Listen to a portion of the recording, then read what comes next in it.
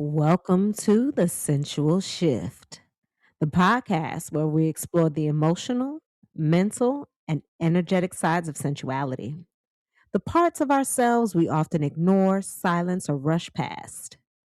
I'm your host, Larice.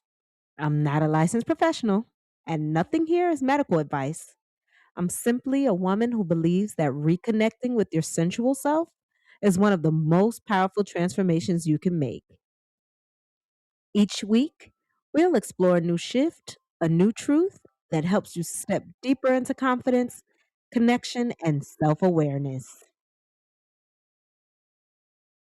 If you've been second guessing yourself, shrinking your needs, or waiting for permission to choose what feels right, you don't need fixing.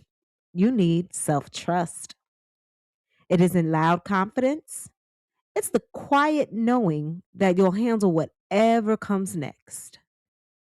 In this episode, we explore how self trust forms, why it gets disrupted, and what actually helps rebuild it without bypassing fear or doubt. There's a moment many people don't talk about. It's not dramatic, and it doesn't come with fireworks. It's the moment you realize you're tired of asking everyone else what to do. Not because their advice is bad, but because you feel disconnected from your own inner yes and no. And self trust is often misunderstood. It's not believing you'll always make the right choice, or never feeling doubtful, or being confident all the time. Self trust is the belief that you can handle the outcome of your choices even when they're imperfect. Psychologist Albert Bandura called this self efficacy, the belief in your ability to navigate challenges and not avoid them. Research also shows higher self efficacy is linked to a better emotional regulation, greater resilience, and more follow through on those goals. And who doesn't want to knock out those goals and follow through? So, guess what? Self trust doesn't just disappear overnight, it erodes in small, subtle ways. Most people are not born distrusting themselves, they learn it. How do you learn it? There are many, many, many ways. Just to name a few, growing up in an environment where your feelings were dismissed all the time, being praised for being easy, strong, or low maintenance, surviving relationships where your boundaries were ignored, working in systems that reward burnout and self abandonment, leaving no time for yourself, and constantly being told, be realistic. Oh, you need to be grateful. Or don't be so dramatic. These are all ways that self trust has eroded in all of us. Chronic invalidation, especially in childhood, rewires the brain's stress response, making people more likely to second guess themselves later in life. And we all know things that we go through in our childhood show up in our adulthood and can make us or break us. When you're taught that your needs are too much, you learn to distrust your own signals, right? So over time, you start outsourcing your inner authority. You're looking for experts to tell you what to do, algorithms, social media, and worst of all, you're looking for others people's expectations. You're going off of other people's expectations, not your own. When you do this, the nervous system learns it's safer not to decide. And that can be very detrimental. Self-trust doesn't fade because you're weak now. This does not mean you're weak. fades because you have adapted. You've adapted to these situations, you've adapted to these environments, and you've adapted to this lifestyle where it's easy. So here's something important I want you to know. Self trust is not just psychological, it's also neurological. The brain constantly asks one question. Many of us may know, many of us may not. The brain always asks, is this safe? Should I be in flight or fight mode? The brain always wants to know, is the all that's all it's thinking. Is this safe? What should I do? Am I okay? And when past decisions have led to shame, punishment, or abandonment, the nervous system associates the choices you make with threat. So if you made a choice in the past and it led to you feeling shameful about it, you were humiliated afterwards, you were punished and ridiculed afterwards, or people just abandoned you because maybe it was a bad decision. Because a lot of times we make a lot of bad choices, right? So when you felt these feelings after making that decision, now your brain is like, "Whoa, this isn't safe. This isn't good. This is a threat. Like you're doing that same thing you did before." So you have to trust yourself to think better and make better decisions to calm that nervous system down. And this can show up in overthinking, decision fatigue, and freezing or procrastinating. Do you procrastinate when it comes to making certain decisions? That's that flight or fight. Is it safe? Studies on decision fatigue show that excessive choice without internal trust leads to avoidance and not clarity. So if you don't trust yourself with all these decisions that you make, you're going to start avoiding things. You're not even going to be wanting to be seen in these places. You don't even want to try to make that decision. You don't want to be put in that particular room where you have to choose these things. You don't want to have to make those decisions for your children. You don't want to have to make those decisions at your job. You have decision fatigue. And we live in a world that constantly asks us to choose. And once we have done so, we're questioning about our choices. So then again, here we are in this cycle. It's like, what do I do? What do I do? Am I safe? Am I safe? Right? Research from Columbia University has found that adults make over 35,000 decisions a day. No wonder people feel overwhelmed. That's a lot. 35,000 decisions a day? Come on. And then this leads to exhaustion. And a lot of times when you're exhausted, you seek advice from friends, from your partner, from social media, from trends. Some people follow trends to make their decisions. And the validation loops. But here's the truth: advice is just information, self trust is navigation. How do you navigate that information? How do you implement that information? You have to trust yourself first to make the right decision. You can gather insight from others all you want, but the final decision has to come from your own internal compass. And in order to do that, that requires emotional honesty, not the polished kind either, the real kind. It means admitting, I'm not okay with that, or I need more time, or just saying that hurt me, you know?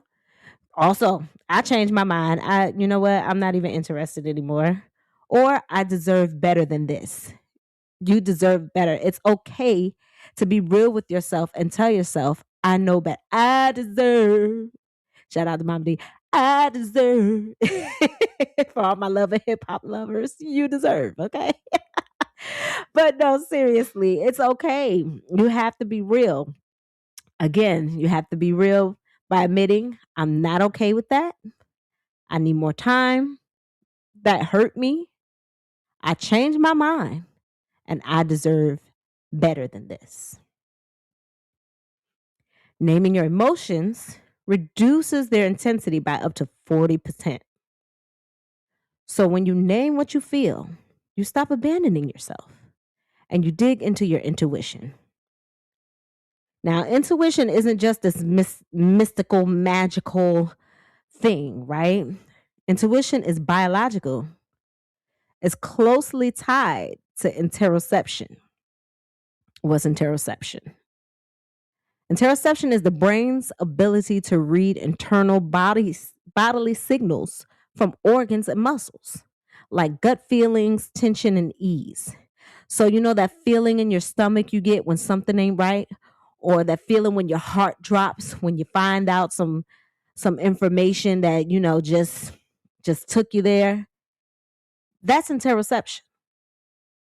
And people with stronger interoceptive awareness make decisions faster, experience less regret, and feel more grounded after choosing and making decisions. So, when they say follow your gut, whether it be good or bad. Trust yourself on what you're feeling. If this doesn't feel right, it's not right. If your body is saying this does not feel right, your heart starts racing, you start sweating, that flight or fight kicking in. Trust yourself. So, you want to know what happens when you start trusting yourself? Your boundaries get clearer, your relationships become more honest, your decisions feel grounded, your body feels safer, you're not always nervous and tense, your voice gets stronger, you're not cracking, you can speak clearly, you can say what you mean and mean what you say. Your voice getting stronger does not mean you get louder or you get more intense. It means you say what you say and mean what you say, and your word stands. And lastly, your life becomes more aligned. You feel more at peace. You feel more on the frequency that you're supposed to be on. You're not bouncing around on different frequencies and feeling uncomfortable. And guess what? When you start trusting yourself, people are not always going to like this new version of you, the one who chooses you, but they will learn to respect you. And that's the most important thing. And on top of that, you will learn to respect yourself. Okay. So when you start shifting into self trust, you choose yourself, you learn to respect you, and other people will too. And of course, before I end the show today, I have to leave you with some self trust practices.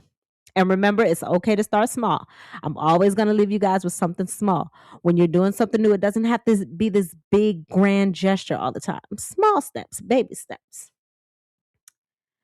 So, the first practice I'm going to advise you all on and challenge you to is keeping a promise to yourself.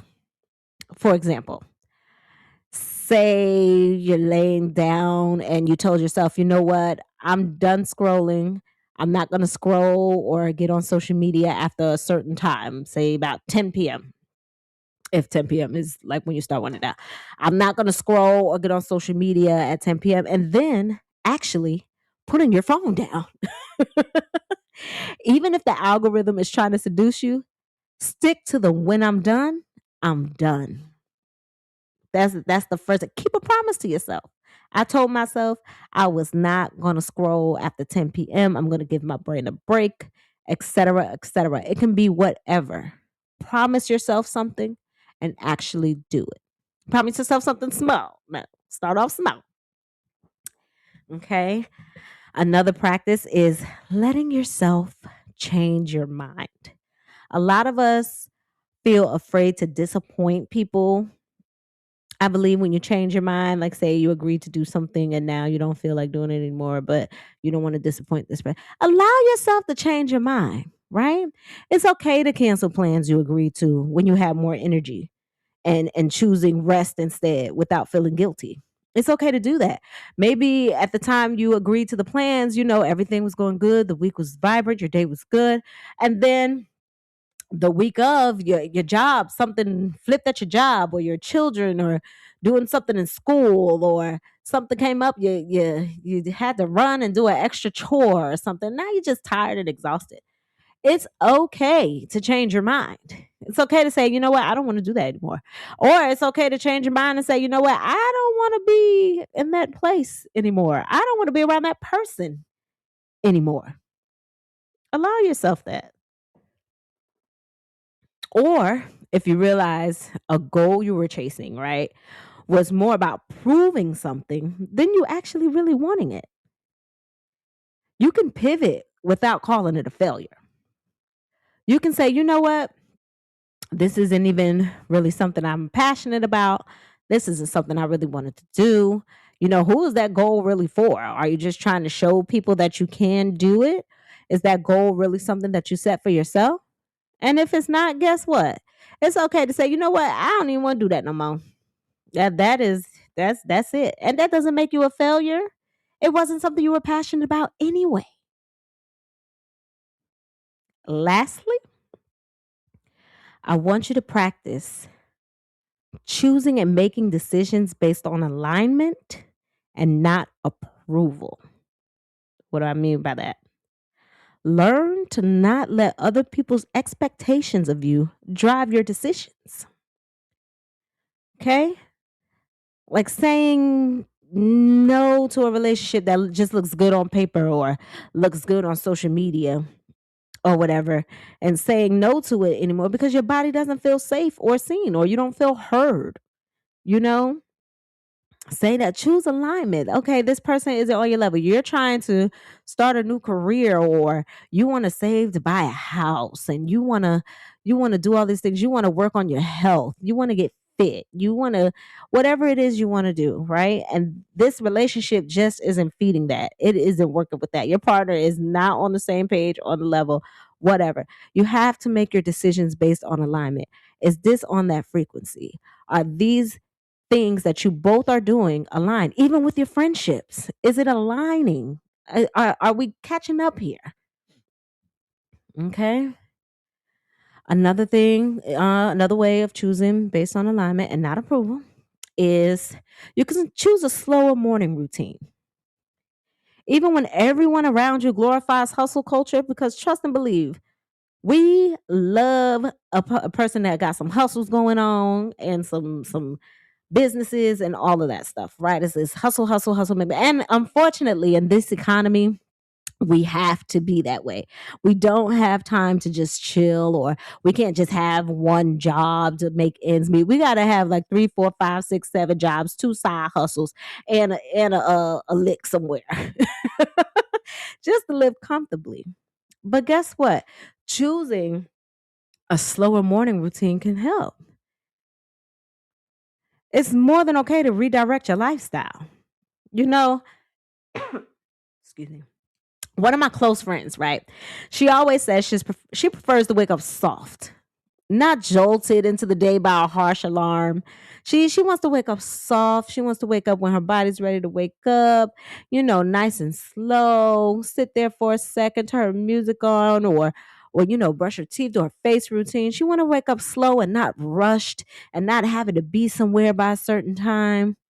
And she's actively reshaping her mornings to feel gentler and more intentional, and she's still getting everything handled like a boss. Okay, but she has implemented that, and that's important, and it's keeping her aligned, and she's not worried about what nobody thinks. Okay, if she wants to get up at whatever time it is in the morning and get her day started, guess what, she's going to be there and the work is going to get done, and that's her prerogative and her life. And I could not agree more. I am with soft mornings.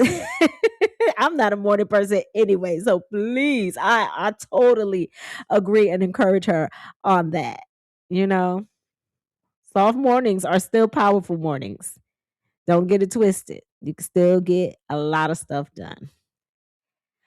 So remember these three practices to get you back into self trust if you lost it or if you never had it. Let yourself change your mind, choose and make decisions based on alignment and not approval, and say no to things that look good on paper or on social media or look good to other people, and choose to pivot. You can pivot at any point in your life. This is about you, it's your life. Okay? Remember, each time you allow yourself to say, I choose this and I survived it, your nervous system starts to learn, I've got me. I got this. I can do this. This is not flight mode. This is not fight mode. I am safe. Okay? Self trust isn't just a destination, it's a practice. You got to practice. And every time you listen to your body, honor your needs, or choose what feels aligned, you're rebuilding that relationship with yourself. Okay? So that's all I got for you guys today. Thank you for listening to The Sensual Shift and choosing yourself and allowing this space to support your growth. Okay? And if today's episode inspired you, softened you, or opened up something new inside you, share it with someone who needs it. And explore more sensual tools and resources at larise.store. Don't forget to follow me on Instagram at Larise25, LAREESE25, on Facebook at Larise, and subscribe on whichever podcast platform you're listening to right now. Until next time, stay connected to your truth.